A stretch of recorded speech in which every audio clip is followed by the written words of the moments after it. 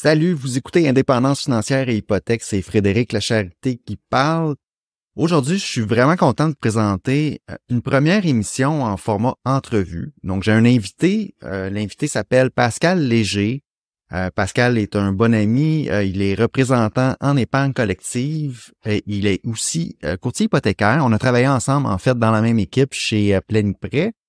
Maintenant, par contre, il fait plus des hypothèques en Ontario. Il est attaché au cabinet TMG. TMG Pléniprêt sont deux cabinets là, qui sont dans la même famille au Canada. Pascal a aidé plusieurs de mes clients qui achetaient une première propriété en 2023 pour ouvrir le CELIAP. Pascal a un permis en épargne collective. Il fait ouvrir des comptes CELIAP pour des premiers acheteurs pour profiter du retour d'impôt auquel les premiers acheteurs ont le droit maintenant grâce à ce type de compte-là. Par contre, l'entrevue va porter sur d'autres choses, va porter sur la stratégie Bigger Bang. C'est une stratégie REER, ou en français, la stratégie REER du grand coup, qui est une façon d'optimiser ses cotisations REER. Donc, je vous laisse écouter l'entrevue. Maintenant, mes enregistrements sont en format audio ou vidéo. Vous avez l'option de voir le vidéo, donc l'entrevue aussi, si vous voulez voir nos visages pendant qu'on parle. Donc, vous pouvez l'écouter en vidéo sur Spotify. Et puis voilà, sur ce, je vous souhaite une bonne écoute. Voici la stratégie REER du grand coup avec Pascal Léger. OK, salut Pascal.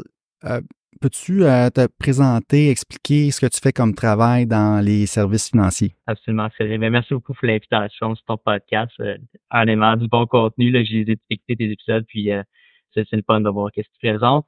En fait, moi, je suis conseiller financier, puis agent hypothécaire. Dans notre équipe aussi, on fait de l'assurance. Donc, on touche un peu de tout.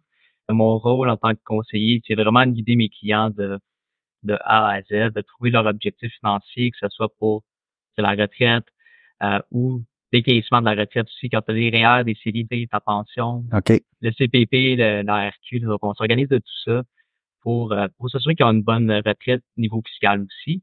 Puis en même temps, on les aide pour la stratégie du grand coup avec le REER, puis aussi avec le CELIAP. On peut utiliser aussi la stratégie le grand coup. Au fait qu'on a une déduction d'impôt, Oui. puis un retour d'impôt. Ben oui, le CELIAP, c'est l'hybride entre le CELI puis le REER, donc c'est le meilleur des deux mondes quand on n'a pas encore acheté sa première propriété.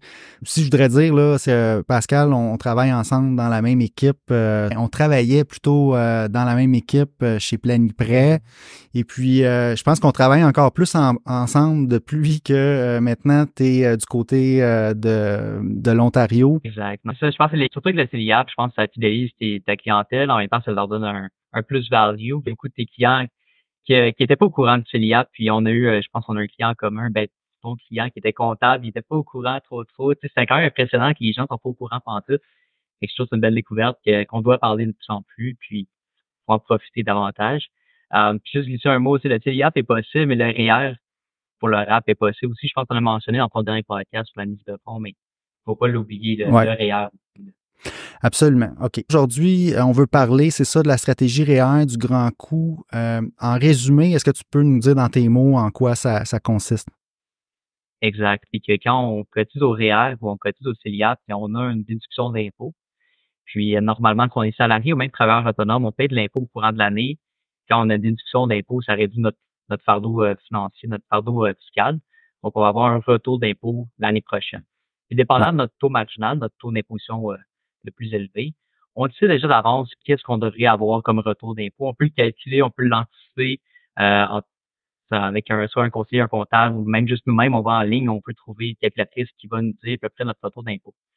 Donc là, on le sait, cette information-là, de un, la stratégie du grand coup, le Bigger Bang Strategy en anglais, c'est qu'on va emprunter de l'argent pour cotiser au REER, pour avoir une plus grande déduction d'impôt totale, pour avoir un plus grand retour d'impôt, que ce retour d'impôt-là, on va appliquer tout de suite sur le prêt.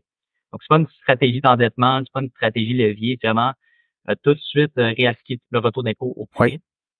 On va pas s'endetter à long terme, là, finalement, pour cotiser à nos REER. Là, c'est vraiment quelque chose de temporaire pour vraiment maximiser, dans le fond, notre cotisation puis avoir un plus gros retour d'impôt pour économiser encore plus d'impôts. Exactement. Puis aussi, une autre chose que je peux noter, comme souvent les clients ont peur du prêt, puis ça fait du sens. Vous n'êtes pas obligé d'aller avec un prêt avec, exemple, moi je le fais avec mon fournisseur, c'est Manuvie, ça va très bien, c'est très facile. Le client a une, deux signatures, c'est rapide, c'est facile. Et vous pouvez le prendre de votre compte bancaire, exemple, vous avez un 10 000 qui fait pas rien, mais vous pouvez l'utiliser emprunter votre 10 000 le cotiser au REER pour avoir finalement le retour d'impôt, puis le remettre dans votre compte bancaire que vous avez 10 000 que vous êtes confortable avec. Fait que ça peut être un compte bancaire, une marge de crédit. C'est pas ça qu'il y a une carte de crédit, là, c'est certain, là, mais le but, c'est juste de cotiser un petit peu plus au REER pour avoir le retour d'impôt. Ah oui, c'est vrai, si on a un fonds d'urgence puis que ça dort là, peut-être qu'on peut prendre temporairement pour aller faire cette stratégie-là aussi, on n'est même pas obligé de payer de l'intérêt dans le fond. Là. Puis l'intérêt sur un prêt pour une courte période de temps comme ça doit pas être énorme non plus. Là. Non, c'est ça. Généralement, le taux il varie, là, mais c'est pas mal autour de Prime, qui actuellement il est élevé, là, de 7,20%. C'est une stratégie qu'on fait généralement. Là, je vais commencer à appeler j'ai une liste de clients qui veulent le faire. Donc, normalement, je le fais en janvier, février, tout de suite avant la date limite de cotisation, juste pour donner le temps que un petit peu de temps à ma vie, qu'on soit pas rushé. Mais le fait de le faire janvier, février, on paye peut-être 1 mois, 2 mois d'intérêt sur. On s'entend, c'est pas des gros montants généralement qu'on emprunte, c'est peut-être 2 500, 5 000. Le plus gros, je pense que j'ai fait, c'est 10 000. Fait que, okay. C'est pas des énormes montants généralement. OK. Fait que rarement, on commence ça au mois de décembre ou novembre. Là. C'est pas nécessaire dans le fond. Là. Exact. C'est pas nécessaire. La plupart, Manuvie, mon fournisseur, là, j'aurais dû regarder mes guidelines avant de le dire, mais c'est plus ou moins 120 jours avant le premier paiement. Donc, les clients, ils veulent pas faire de paiement. C'est juste qu'après le 120 jours, quand on fait le retour d'impôt, ben, on va payer l'intérêt dessus. Puis, généralement, c'est des petits montants. On parle de peut-être 30, 50 dollars à peu près. Là. C'est dépendant du montant du prêt et du coût d'intérêt, mais c'est pas beaucoup parce que c'est juste 1 mois ou 2 mois d'intérêt. Le client a avantage, celui qui veut faire ça a avantage à faire sa déclaration d'impôt assez tôt dans l'année pour éviter que son prêt dure plus longtemps finalement puis avoir son retour le plus rapidement possible. Hein? Le plus tôt possible, exact, absolument. Il n'y a pas des clients, moi j'ai toujours été travailleur autonome et notre impôt est un petit peu peut-être plus tard, mais généralement, des salariés, on le reçoit tout de suite pendant l'après qu'ils ont fait leur déclaration. Donc, ça peut être quand même assez rapide. Donc, c'est un client à l'autre qui m'appelle un peu plus tard. Mais généralement, je fais un suivi après 1 mois, là, puis faire comme équipe, payer ton prêt, là, on ne peut pas payer de l'intérêt pour rien aussi. Il n'y a pas de déficit d'impôt, cet intérêt-là. Donc, ah ben non, parce que c'est ça, c'est de l'intérêt, c'est un investissement dans nos REER, donc les intérêts ne sont pas déductibles d'impôt. C'est lié, REER, non. Puis sinon, est-ce qu'il y a moyen... Ah non, c'est ça, parce que ça va être le client qui va recevoir son retour d'impôt personnellement. C'est le gouvernement qui va lui envoyer directement. Donc, il faut qu'il fasse l'opération quand même ça peut pas se faire tout seul pour lui. Tu sais, il faudrait que le gouvernement t'envoie directement son retour d'impôt pour que, tu sais, ça se fasse tout seul. Fait qu'il y a quand même un risque que le client décide de pas rembourser son prêt. Exact. Faut que tu choisisses ton client, définitivement. Je pense que ton podcast, ça attire les gens qui veulent l'indépendance financière, qui ont une certaine discipline. Je pense qu'eux, ils seraient capables de faire la discipline de dire, ben, écoute, j'ai pris un prêt, je vais le payer. Donc, c'est pas n'importe quel client qui va dire, je m'en vais d'habitude avec mon retour d'impôt. C'est effectivement pas la stratégie à faire. OK. Donc, quels sont les avantages? Je continue avec ma liste de questions que j'avais préparées. Donc, quels sont les avantages d'appliquer cette stratégie-là? Je pense que tu as déjà fait des calculs par rapport à ça. Exact. Oui, ben absolument. C'est le fait de maximiser ton REER plus rapidement de 1. Donc, exemple, je vais t'envoyer une calculatrice. Je pense que j'ai déjà envoyé par courriel. Des fois, ce serait peut-être bien de mettre dans le podcast, comme ça les gens peuvent aller calculer par eux-mêmes. Il y a un calcul spécifique à faire pour cette stratégie-là, pour savoir comment tu devrais emprunter pour cotiser, pour anticiper ton retour d'impôt qu'il paye. Donc, le but de 1, c'est d'avoir plus de cotisation à ton REER immédiatement. Le 2, c'est de faire travailler cet argent-là le plus rapidement possible. Donc, exemple, si tu es quelqu'un de discipliné puis que tu prends ton retour d'impôt puis tu le remets dans ton REER, c'est que ça va prendre du temps à toujours remettre ton retour d'impôt, faire travailler cet argent-là. Donc, si on le sait, l'intérêt composé, c'est important de faire travailler ton argent le plus vite possible. Je t'avais envoyé un petit calcul, Frédéric. Si tu avais 10 000 d'investissement en REER, tu as peut-être cette stratégie-là avec un taux marginal de 40 c'est environ plus ou moins 400 d'intérêt de plus que tu vas faire sur tout de suite qu'attendre de toujours recotiser ton REER par la suite.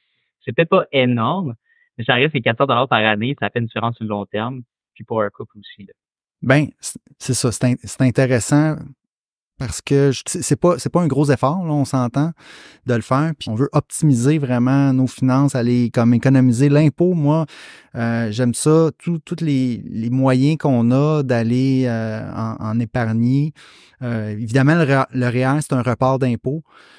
si on le paye maintenant, c'est fini. Là, on ne va pas le récupérer. Mais si on le reporte à plus tard, ça se peut qu'à notre retraite, on soit dans justement une tranche d'imposition moins haute. Donc, on va finir par l'économiser. C'est sûr que c'est difficile de le voir quand c'est comme super loin dans le futur.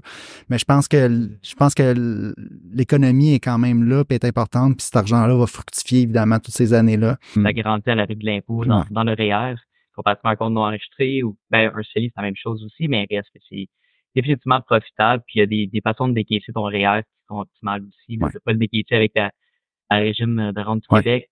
Ensuite, la sécurité ABS. Fait qu'il y a une façon de décaisser les REER d'une façon optimale aussi, de pas impacter les deux pensions du gouvernement. Là. OK. Puis, tantôt, ton commentaire sur la calculatrice, là, oui, absolument, je vais mettre le lien dans les notes de l'émission. Ça, c'est quelque chose qui est dur à calculer, là, mentalement. Si j'ajoute, tu sais, on est capable. ça prend la calculatrice pour. Il y a une formule aussi, là, dans le fait, là, c'est, je l'ai ici devant moi, là, c'est l'argent que tu as cotisé fois ton taux marginal divisé par 1 moins ton taux marginal. OK, donc, super simple. C'est pas hyper compliqué, mais en même temps, tu sais, des fois, c'est comment? Je calcule ça. Utilisons la calculatrice. Fait que le lien sera dans les notes de l'émission. Absolument. Donc, quel revenu, à partir de quel revenu, moi, c'est une question que je me posais, que ça vaut la peine de cotiser à ses REER en général, puis peut-être que c'est la même réponse, là, que ce soit juste à partir de quel revenu on doit cotiser à nos REER versus à partir de quel revenu ça vaut la peine de faire cette stratégie-là. Parce qu'on peut pas faire on peut pas faire cette stratégie-là si on cotise 0 à nos REER, dans le fond, dans l'année. Parce que exact. Ce qu'on va emprunter, c'est ça, on sera pas capable de le rembourser au complet. Exact. C'est vraiment une stratégie d'optimisation. Ouais. Donc, c'est pas le but, c'est pas de s'endetter, c'est vraiment juste de maximiser nos REER le plus rapidement possible pour faire travailler notre argent le plus tôt possible aussi. Donc, comme on s'est discuté un peu avant la présentation, c'est vraiment une question de finances personnelles. Donc, REER versus, exemple, le CELI, qui est le compte enregistré libre d'impôt. C'est toujours une question personnelle de voir quel qui est mieux pour nous. Je te dirais que plus que ton revenu est faible, généralement, c'est cotisé au CELI parce que ton taux d'imposition est plus faible aussi. Tu veux la flexibilité du retrait du CELI. Donc, on le sait, le CELI, on peut décaisser le CELI, ensuite remettre nos cotisations. Que le REER, quand on décaisse le REER, on perd notre espace de cotisation pour toujours. Donc, il n'y a pas cette flexibilité-là comme le CELI. C'est ça. Si on n'a pas un fonds d'urgence quelque part, c'est sûr que on va préférer mettre le CELI qui va peut-être servir de fonds d'urgence, là, dépendamment de ce qu'on achète dans son CELI, dans le fond. Parce que là, on peut aller le chercher en cas d'urgence, justement.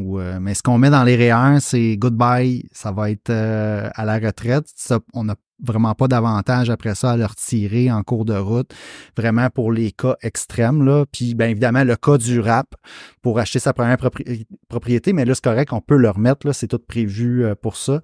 Mais sinon, c'est ça, une cotisation REER, effectivement, c'est pour la retraite, là. On n'est pas supposé le retirer avant. C'est ça. Fait que dépendant de ton revenu, c'est certain que plus que tu fais de revenus, plus ton taux d'imposition est élevé. Donc, c'est certain que la stratégie grand coup va être plus optimale parce que si tu fais la calculatrice, plus que tu fais un taux marginal élevé, plus que tu peux emprunter d'argent, plus de retour d'impôt tu vas avoir aussi parce que tu en as payé plus au courant de l'année.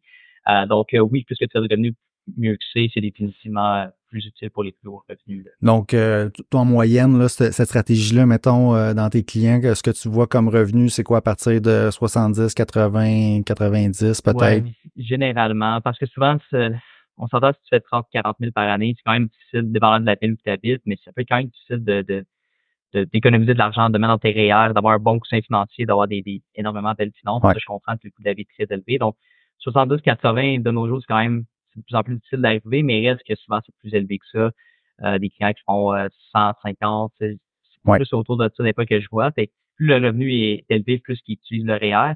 Puis aussi, le REER, comment moi je le perçois, c'est que souvent, les gens l'utilisent par l'âge de 40 ans, 50 ans. Le CELI, c'est plus des jeunes qui l'utilisent parce qu'ils veulent économiser tout ça pour la mise de fonds. Ça, le CELI peut être transformé en REER, en CELIAP.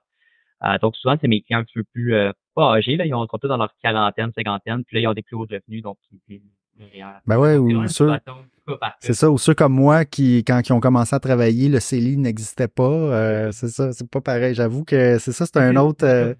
J'ai pas révisé ces façons nécessairement c'est sûr, quand le CELI est sorti, tu sais, comme OK, il faut maximiser ça, let's go. Mais le REER, pour moi, ça a toujours été aussi important d'en mettre. Mais j'avoue qu'il y a comme une réflexion personnel. Ouais. Il appelle ça des finances personnelles. C'est personnel Exact. à chacun. C'est cas par cas. C'est de calculer, tu sais, exemple, tu vas dire déjà ta propriété, puis tu veux acheter un locatif, ben là, investir dans le REER, ça va te couper un peu parce que tu peux pas décaisser pour acheter un locatif. Et c'est du cas par cas. Quand investir dans le REER, tu veux partir une entreprise, tu veux faire un changement d'emploi, il y a tellement de différentes choses qui peuvent arriver. Aussi, je fais une parenthèse vraiment importante que je t'ai pas mentionné, mais le REER ou le grand coup, c'est de parler de REER conjoint aussi. Donc, il est possible de cotiser au REER de notre conjoint et d'utiliser cette stratégie-là aussi. Donc, c'est possible. J'ai confirmé cette semaine cette information. Donc, des fois, si vous savez, le REER conjoint, l'avantage, c'est que, par exemple, vous avez une grosse pension à votre retraite, et vous voulez donner du revenu à votre conjointe pour qu'elle aussi ait un tax bracket qui est plus, un taux d'imposition plus faible, puis aussi à la retraite. Ben oui, c'est ça, parce que rendu à la retraite, si tu mets tout dans tes propres REER, puis que ton conjoint, à ce moment-là, c'est ça, aura moins, c'est exactement comme tu viens de dire. C'est une bonne idée de le planifier d'avance. Ouais. Puis juste une petite parenthèse, c'est ton espace de cotisation à toi qui compte pour le REER conjoint. Donc, les gens, des fois, ils oublient ça, ils pensent que c'est l'espace de son conjoint ou conjointe qui utilise, mais non, c'est ton espace à toi quand tu fais la cotisation. Donc, c'est important comme détail. Oui, c'est important comme détail. Puis moi, je ne savais pas ça jusqu'à récemment quand j'ai voulu cotiser au REER de ma conjointe. Puis j'étais comme, OK, bon, j'ai topé mes REER, je vais en mettre maintenant dans celui de ma conjointe. Non, ça marche pas comme ça. Faut que tu utilises tes propres cotisations pour le mettre dans le REER de ta conjointe. Donc, mais ça a son utilité, c'est une bonne idée de le faire. Je retourne à ma liste de questions. Le meilleur temps de l'année, on en a déjà parlé. Dans le fond, c'est janvier-février. Évidemment, pas trop limite. Il faut s'assurer de faire la cotisation REER avant le 28 février. Hein. Ça, c'est la date limite, dans le fond, qu'on doit respecter.